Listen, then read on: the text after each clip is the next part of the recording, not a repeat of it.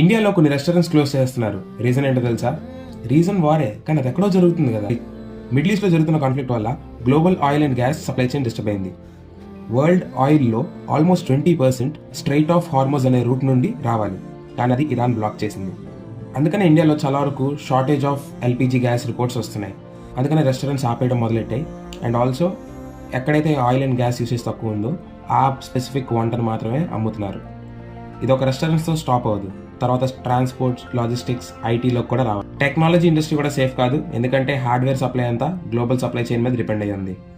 So ఆబ్వియస్గా servers, chips prices కూడా పెరుగుతాయి, గ్యాడ్జెట్స్ ప్రైజెస్ పెరుగుతాయి. వరల్డ్లో జరిగే వార్స్ మన డైలీ లైఫ్ని, ఎకానమీని, ఇంకా టెక్నాలజీని కూడా ఇంపాక్ట్ చేస్తాయి. Countries like Thailand, Vietnam and Qatar, ఈ ప్లేసెస్లో కంపెనీస్ వర్క్ ఫ్రమ్ హోమ్ పెట్టమని సజెస్ట్ చేశాయి because of fuel prices. But అది ఎమర్జెన్సీ కాదు, ప్రికాషన్ కింద. టెక్ వరల్డ్లో సర్వైవ్ అవ్వాలంటే ఇలాంటి న్యూస్ కూడా చాలా ఇంపార్టెంట్. అప్డేట్ అవ్వండి లేదా అవుట్డేట్ అయిపోతారు. Follow for more.